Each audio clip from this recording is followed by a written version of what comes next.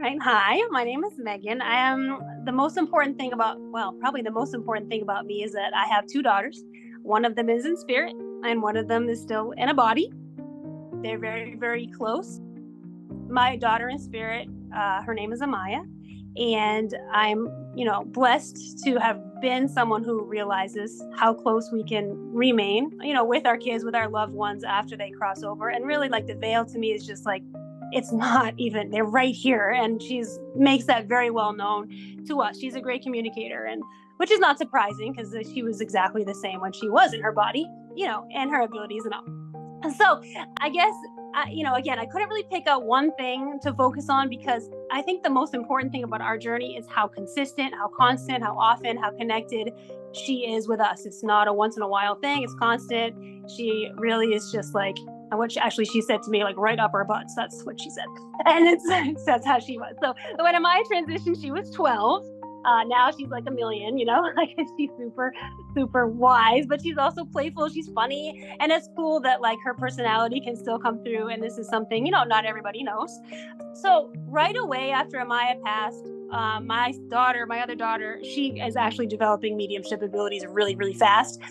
But she saw a purple streak along the side of the car.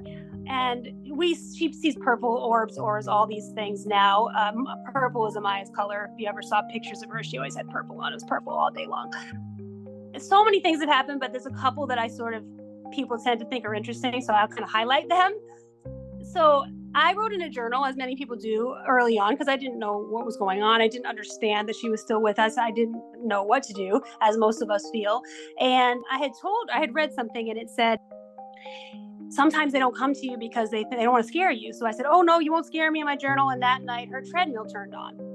And this was a treadmill that had been sitting in a room for the longest time, nobody going on it. I mean, not the longest time, but since she had passed, the longest time. It was her treadmill that we bought like a week before she passed, because it was very sudden. We didn't know that was going to happen. And so that was pretty cool. Hasn't really turned on since, so it wasn't like an electricity fluke or anything. That was her. We've all had very vivid dream visits. My daughter, her sister, she took her on a whole tour of, like, where she was at the time. It was just amazing and magical, and she could really feel her. My husband and I have also had very, very clear visits from her. On Thanksgiving, my sister, and again, my family, they're pretty skeptical about things, and she heard her coming down the stairs at my mom's house, where we always would go together on vacations. And Amaya had a very sweaty hand. I don't know if she likes me telling people that, but she had a very sweaty hand, and she would squeak, and she kind of was a heavy walker, so she would, like, clomp and squeak down the stairs. And so she heard her coming down the stairs. That was like one of those things you couldn't deny. I've learned how to do left-hand writing, which I would recommend that people try. I know a lot of people have learned to do automatic writing. For me, using my alternate hand, because I'm right-handed, really opens me up. And it's, I could give so many amazing examples of the stuff that comes through. It is for sure not me. I do not write like that. Sometimes she's very, like, deep. Like, you'll be like, what should I be doing? Just be. And you're like, what? Just be? What is that? Like, that would never say that. I didn't even agree with that at the time. That made no sense. Or sometimes she'll just, like, do, like, this funny, silly stuff, which she was known for writing silly, funny, rhyming poems and songs when she was in her body. So let's see, what else? Oh, I really like, the thing that I like the most that Amaya does, and Amaya and whoever else is sending me stuff, is just the synchronicities that happen. And it's become a lot more complicated. Now we're just finished year 2 since she transitioned. And she sends so many interesting synchronicities, and it's not just to me now, because everyone's opening up in my family. So, for example, this isn't even a good example, but for example, there was something about Alice in Wonderland. I saw something on TV, someone else saw it in a book, somebody else, and we're all living in different places. Somebody else walked into a sweet shop, and there was, like, an Alice in Wonderland in the ceiling. Like, I don't even know what that meant at the time. Again, this stuff happens to us really, like, fairly constantly. So it's just fun. It's like we live in magic. It's like we just play games. We play the animal sign, where we do a sign of the week. We used to follow a medium that would give us a sign, but now we take turns picking out what animal it is. So people are learning how to hear my daughter, and you can tell when she sent it, because it's crazy how we see the signs, and we see them right away. What else? So something that I think was cool is that I had a moment. I was talking to my daughter after this day of craziness happened, and I heard Amaya in my mind. Now, I didn't hear her voice. My daughter does. I don't. It was my voice, but it was her. And it said, connect the dots to form a heart. And I could feel her hands literally making a heart and going like this. And I could see like a board with like nails, like nail art. And I think that it's really like, I'm getting chills. She sends me chills a lot too. And so I just think it's like, as I'm sending you these connections, you guys are all connecting, and that forms a heart. And that was like really, and it was definitely not me, because I was in the middle of a conversation that wasn't even about that. And that was cool.